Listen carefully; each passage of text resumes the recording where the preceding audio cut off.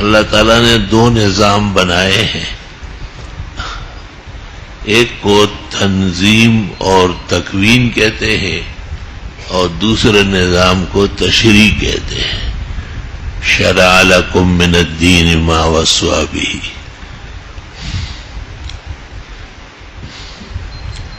جس طرح شادی کرنا یہ شرعی نظام کا حصہ ہے، مقتضا ہے۔ دو اجنبیوں کا ایک رشتے میں استوار ہونا، میاں بیوی کے حقوق کی پاسداری کرنا، یہ شریعت کی تاکید ہے۔ لعن نفقت والکسوۃ والسکنا، لیکن ان کا باہم محبت ہونا اور ایک دوسرے کو رفیق حیات سمجھنا، یا آگے ان کو ثمرات اولاد ملنا، یہ تکوین کا حصہ ہے، یہ ضروری نہیں ہے۔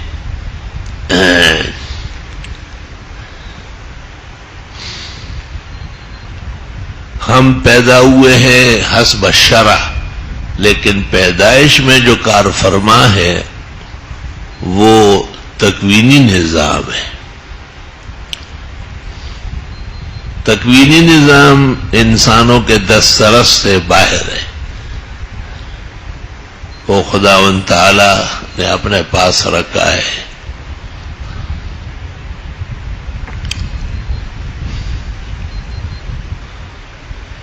دین اسلام جو اللہ نے انبیاء و مرسلین کے ذریعے بھیجا ہے، اس کا کامل و اکمل ہونا یہ تو شریعت کا تقاضا ہے۔ الیوم اکملت لکم دینکم واتممت علیکم نعمتی ورضیت لکم الاسلام دینا، لیکن اس کمال اور اتمام کو جاننا اور اس کے فوائد اور برکات سے آگاہ ہونا، یہ شاید تکوین کا ثمرہ ہے۔ سب کا فہم و ادراک ایک جیسے نہیں۔ مومن مسلم یا ان مطلق انسان مکلف ہے نظام تشریع کا، اور نظام تکوین تو ویسے اس پر مسلط ہے، وہ مانے نہ مانے۔ پیاس لگتی ہے تو ہمارے اختیار تھوڑا ہی ہے، پانی پیئیں گے تو 3 سانسوں سے دائیں ہاتھ سے پیالہ لیں گے اور بسم اللہ پڑھیں گے، یہ شریعت آ گئی۔ بھوک لگتی ہے تو یہ ہمارے اختیار سے باہر ہے۔ دونوں نظام برابر چل رہا ہے۔ دیکھو ہماری جو زندگی ہے یہ خود تکوینیات میں سے ہے۔ ہمیں معلوم نہیں ہے کہ ہم کب تک جیئیں گے، ہمیں معلوم نہیں کہ آنکھیں پہلے خراب ہوگی یا پیر پہلے کام چھوڑیں گے۔ جسم سے انسان بے خبر ہے، ان کی صلاحیتیں کب تک رہے گی اور کب مان پڑ جائے گی یہ بھی نہیں جانتا ہے کوئی۔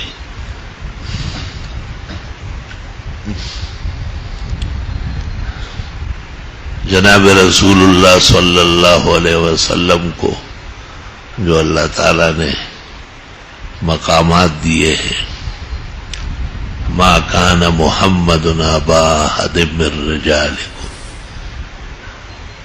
حضرت تم میں سے کسی مرد کے باپ نہیں بنیں گے کہ ان کا بیٹا ہو جوان ہو جائے، ایسا نہیں ہوگا۔ یہ تکوین کا مسئلہ ہے۔ ولیکن رسول اللہ و خاتم النبی، بیٹے کا کام کیا ہے؟ کام کرنا تو رسول ہے آپ، اور ایسے رسول ہے کہ اور کوئی آئے گا ہی نہیں۔ یہ تکوینیات کا مسئلہ ہے۔ اس کی جتنی آپ تشریح کریں گے تو تشریح بہت اچھی ہوگی، لیکن انبیاء کے اولاد ہوئے ہیں وورث سلیمان داؤد ویرثنی ویرث من آل یعقوب واجعلہ رب رضیہ، میرا بیٹا ہو اور میرے کاموں میں مددگار ہو. اللہ نے مان لیا. لیکن آپ کو کہا کہ نہیں، آپ کا کوئی بیٹا بڑا ہو کر آپ اس کے باپ کہلائے. یہ نہیں ہے برداشت.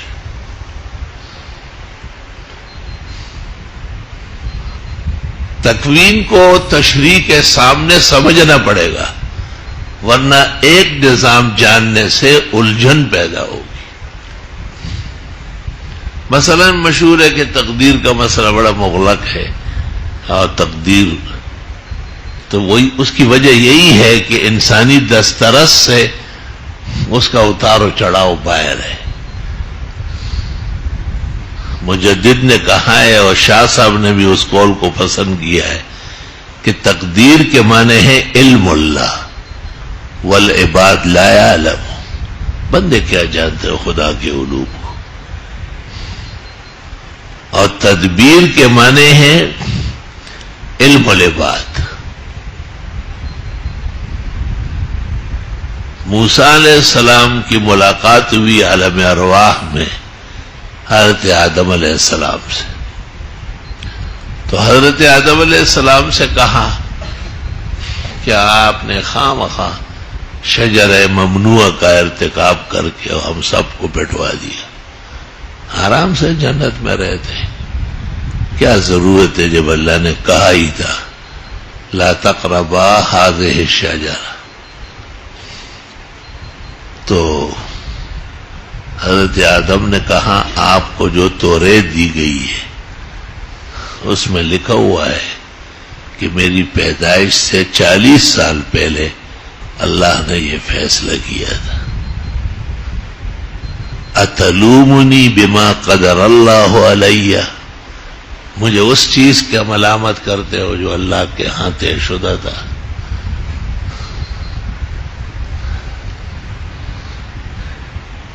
موسیٰ علیہ السلام خاموش ہو گئے، اور ہمارے پیغمبر جناب رسول اللہ صلی اللہ علیہ وسلم نے اس کو بیان کیا اور فرمایا فحج آدم و موسیٰ، دلیل سے آدم علیہ السلام موسیٰ علیہ السلام پر غالب آ گئے. یہ بات موسیٰ علیہ السلام نے کیوں کہی؟ لِأَنَّهُ كَانَ كَلِيمًا وَكَلَّمَ اللَّهُ مُوسَىٰ تَكْلِيمًا. ان کو حق ہے باتیں کرنے کا. اور ہار کیوں گئے؟ لِأَنَّهُ كَانَ يَنظُرُ فِي التَّدْبِيرِ وَآدَمْ أَحَالَ عَلَيْهِ بِالتَّقْدِيرِ. تو تدبیر کند بندہ و تقدیر کند خندہ. جو شخص تقدیر پر نظر رکھے گا وہ عالی میں رہے گا، اور جو اس کے ساتھ تدبیر چلائے گا وہ پیچھے رہ جائے گا. جو بن کے بگڑے اسے تدبیر کہتے ہیں، جو بگڑ کے بنے اسے تقدیر کہتے ہیں. اللہم صلی وسلم علیہ. تو آپ کو ایسے ایک چکمہ کا دکھا رہا تھا کہ آپ کو تو کچھ نظام کا پتہ بھی چلے کہ ہم دو نظاموں کے نیچے.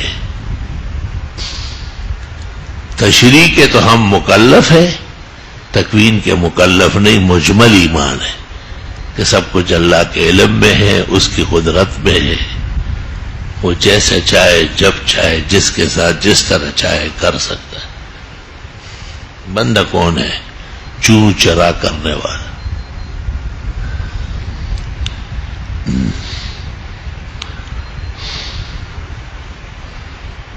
یہ فیصلہ بھی بہت مشکل تھا.